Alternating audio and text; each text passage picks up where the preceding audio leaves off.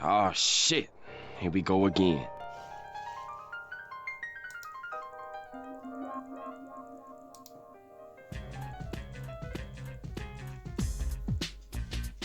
Well, howdy, partners. I hope this video catch everybody doing good, feeling good, home from work.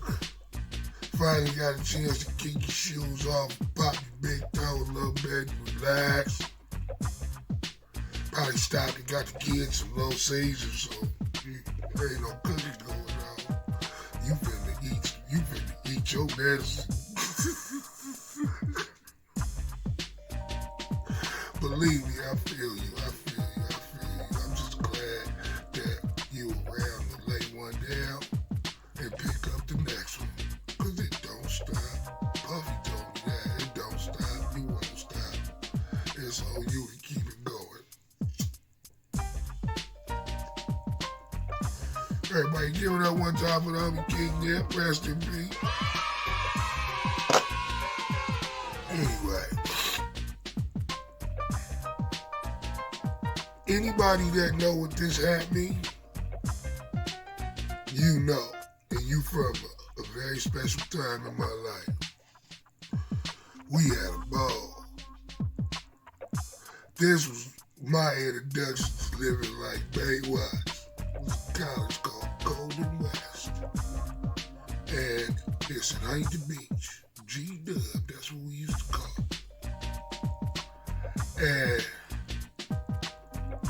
I had such fun there.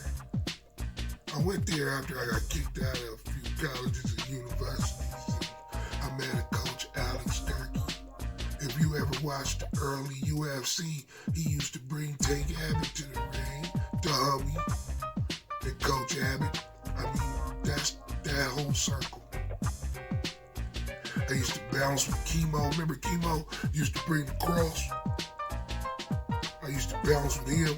One time on the 4th of July, somebody super soaked that fool's girl with a super soaker.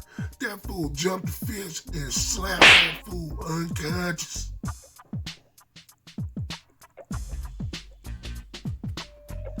I was like, good Lord. That's where I got hooked up with my dog Kevin, Giant, Crusher. From the Booyah tribe, I got real close with the tribe there. Monster O, Red, all of them. And I also got really close and he became a mentor to me. And I haven't talked to you in a while, man. Rest in peace. It really turned my heart. T. Rogers, the originator of the Black Peace Stones. He was cool with the owners. The club we worked at, George Verdugo, and the Verdugos was friends with T. Rogers. I was a kid. But, yeah, T. Rogers was a good man. I remember he had the blazer with the soft top on it. That shit was crazy. Hey, he was a gangbanger, but he brought fools together, man. And when he figured it out, he figured it out. I will never, ever forget him. Again, rest in peace, Mr. Rogers. That took me to another hard level. Just put it like this. I had so much fun at G-Dub. My daughter, I got a daughter out of there. My first baby, Ty Boo Boo, came in there. She the reason I'm even doing this stuff. She just had a little girl. Kainomi, I think that's how you say her name. I got some pictures, but I gotta make sure it's okay to put them up. Now, anyway, back to the real. I got some stories, man. I got some cool stories, some MMA stories too, man. UFC early days. Your boy been around the world. Trip. The one thing that really bothers me is when people take advantage of people. Don't get me wrong. We're all here to use each other for information, for love, we exist with somebody else. That's why when you put somebody in solitary confinement, they go crazy. You have to have a very strong mind and will to make it through that. Because we're not built to be alone. We're connected. We're a part of something. And the sooner we realize that, the sooner things will get better around this piece. I lost where I was. This. But the worst person, I believe, that could take advantage of somebody is their spiritual leader.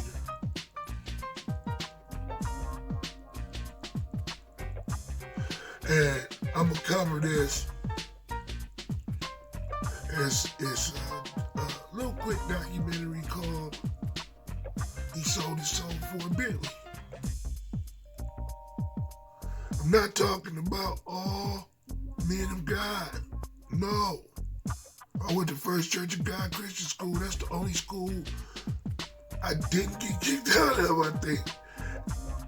And man, I still talk to my coach. And he's a pastor. And he's an awesome man, Pastor Preditors. I love him. He taught me a lot. He probably didn't even realize it at the time. Pastor Reed, Pastor Dixon. So in no way am I condemning or throwing all men of God in a barrel. Nope. I'm specifically talking about you. You know who you are, and me and Nip know who you are. Me and Nip know who you are too. So I've been talking a lot. So we gonna just jump into He Sold His Soul for a Bentley.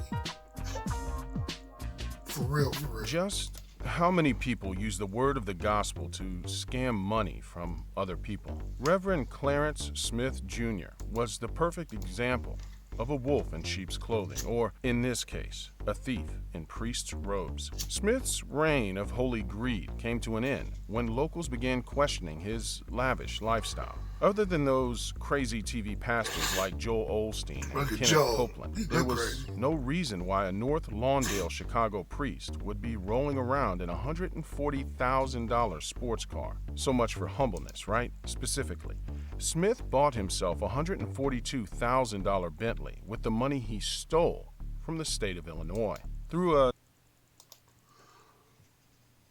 $142,000 Bentley, and probably rolled up to church in it on Sundays in the hood. I get it, he stole it from the government. Somebody's applauding. But he stole it from the government because they thought he was giving it to people who needed it. So that sucks. A not-so-elaborate scheme involving meal plans for the poor and needy. In total, so-called Reverend Smith stole over $800,000 from the state of Illinois. How a fat bastard will steal food from the charity? That shit's ironic as Money hell. that was supposed to go to the needy. Still, through it all, Smith maintained his high ground.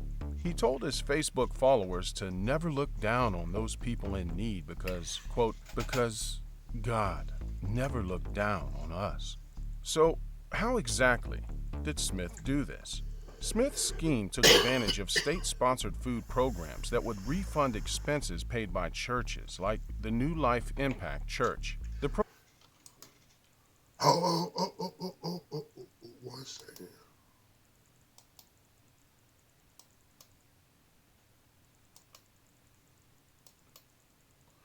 That's his church.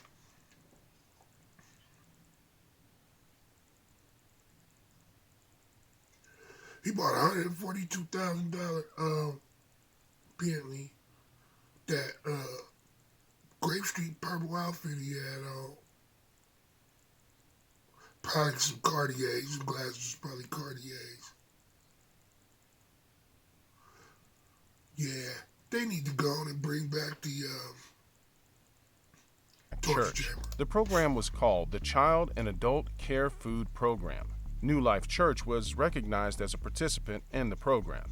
They would feed children and needy folks all around Chicago and then bill the state for their expenses. But he eventually withdrew the money in cash at ATMs and wrote checks for his personal expenses. While New Life Church did in fact provide some meals to needy people, Smith grossly over-exaggerated the number of meals served. He would say that he served a lot more meals than he actually served, and I bet everybody that was working in there was volunteering too.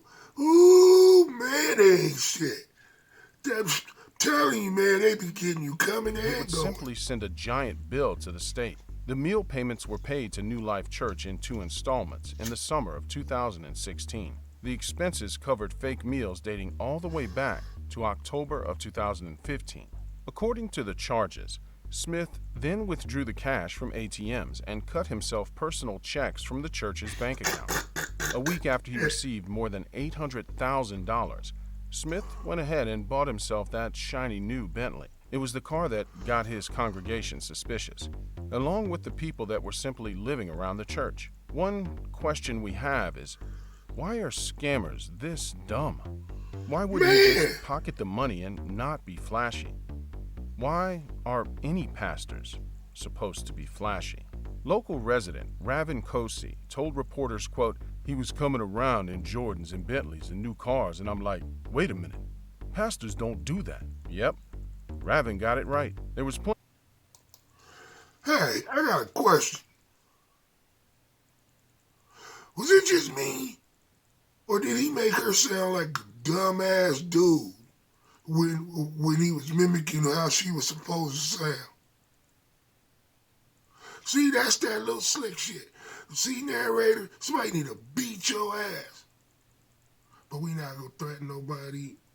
But that's not cool, man. That wasn't nice. The beat your ass part was a joke. I don't even know who you are, and I apologize for saying that. But that was really disrespectful to that lady. Why she sound like that? Plenty of reason to suspect Smith of foul play, especially when the pastor was rolling around in a flashy new sports car while his church saw little to no improvement. Wow. While Smith was busy ripping off the state of Illinois, he was also in the middle of several lawsuits with numerous other food vendors that he owed money to. In 2015, Reinhardt Food Service won a $500,000 settlement against Smith for failing to make payments. In 2016, CNC Dairy Incorporated claimed that Smith owed them roughly $45,000 for various dairy products he had bought and never paid for. So, was he just ripping everyone around him off? Did he triple dip and sell the milk products too? 2015 wasn't the beginning of Clarence Smith's criminal career. In 2001, Smith forged documents that gave him access to the bank account of an elderly man who had passed away a few months earlier. Smith simply began cutting himself checks from the dead man's account, totaling over $100,000. He pled guilty to the scheme in 2011 and served 6 months in jail, and he was ordered to repay the full amount to the victim's family. I got a homeboy like that. When we was young and we had kids, he could have a good-ass job, man, making $8,000 an hour. If child support sent him a letter, he would quit. Quit. Boop. I don't care. I quit. And to this day, I believe he's still living off scams. Bitches and scams. I'm sorry. Women and scams. I know cats like that. He should have been preaching. Ever paid the family back? Nope. At the time of his arrest for the New Life scam, Smith still owed money to the victim's family. The only reason he was allowed to travel was because he was doing so-called church business. In 2012, Smith claimed to only have $20 cash to his name when creditors were looking for the roughly $80,000 he still owed the family. He filed for personal bankruptcy, but he was actually denied. Did this past debt drive him to do the New Life scam? Was this the so-called solution to his financial situation? Oh, wait, that was the same dude? Oh, that fool lost weight and everything. He was out there getting at him. I got a Bentley. He probably was getting girls he never, ever got before. Or was this just something he did because scamming is in his nature? The glaring question probably on your mind may be, how did no one notice his past? How did someone who was a supposed pastor, who's done 6 months behind bars, qualify for a state-sponsored meal program? Technically, the church was classified as a daycare. Illinois Child and Adult Care Food Program supplies meals to children and adults enrolled in daycare outside of school. And it turns out that there is no background check required when someone representing an organization applies to be part of the food care program. But they do ask the right questions, but they just don't follow up. Basically, they asked, "Hey, have you or anyone that works here committed a crime?" And Smith just wrote down basically, "Of course not. Praise Jesus." The ironic thing is that the application specially asks about fraud or anything that may show a lack of business integrity. Smith simply just wrote no on his application. However, the lack of background checks didn't stop federal agencies from questioning where the money was going. The Illinois State Board of Education, part of the Federal Department of Education, started hounding Smith for documentation, proving where the money was going. They wanted proof that he served the meals he claimed he served. Between 2015 and 2016, the Board of Education tried to conduct reviews of the New Life Impact Church.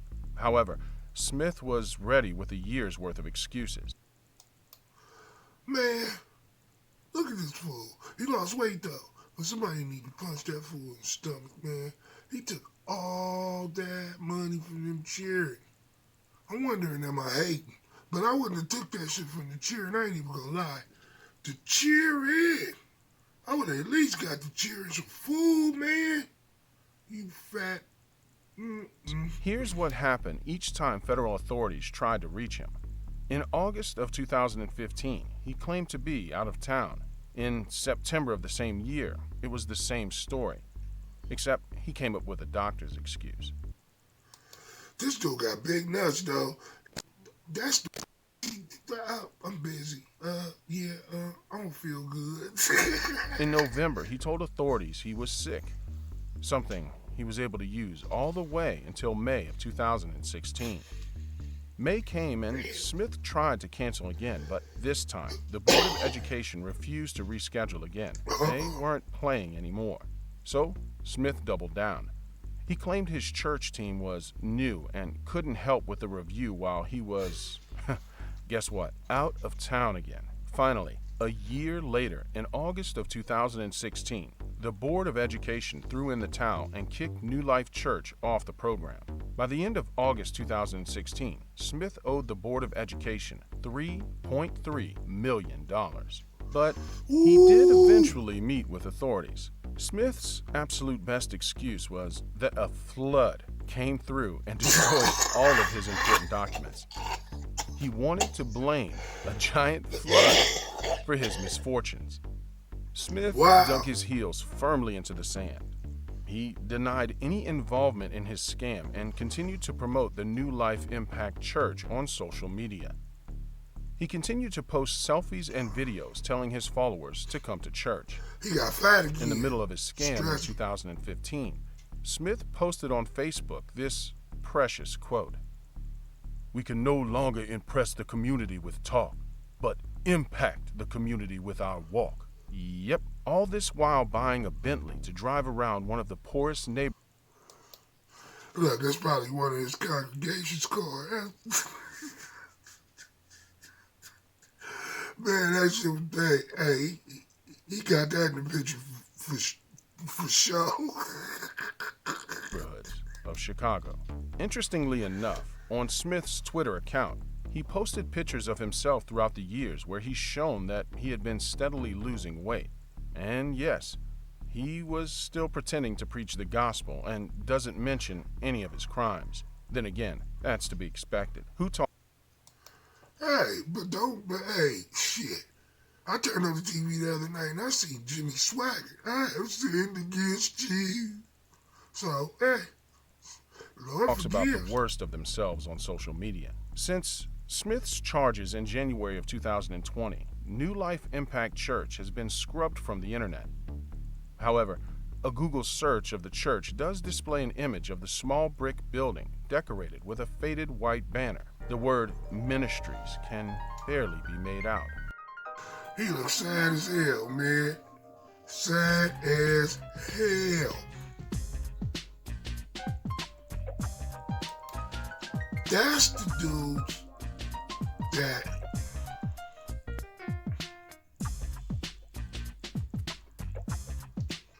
make it bad for everybody.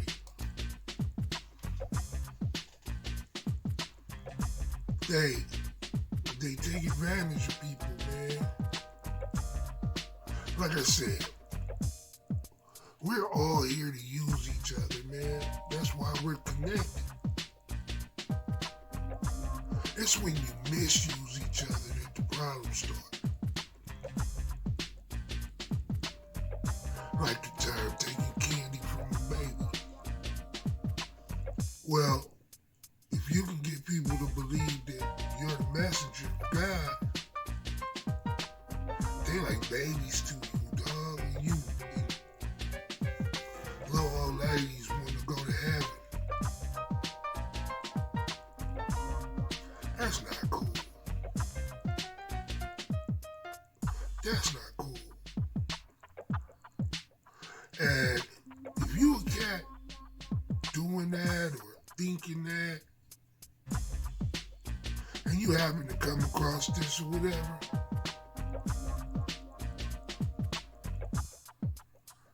think of something else.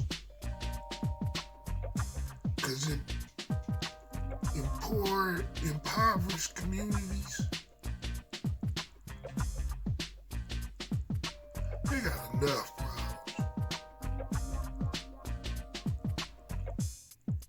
If you're not going to tell them the truth, and you're not going to do what you say you're going to do to help them,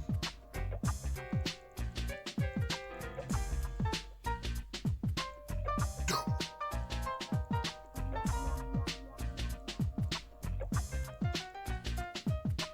Salvation shouldn't cost. Hope shouldn't cost. The only thing those things should cost is faith.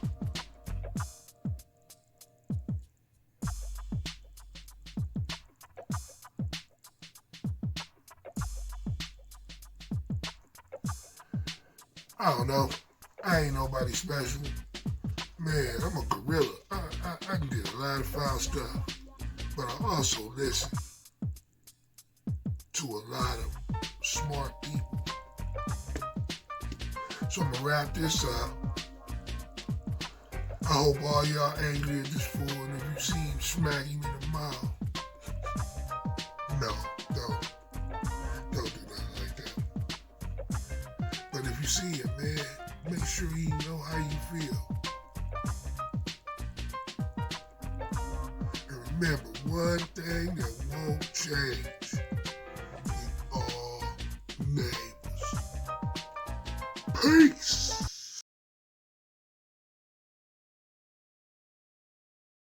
Screw this, I'm going home.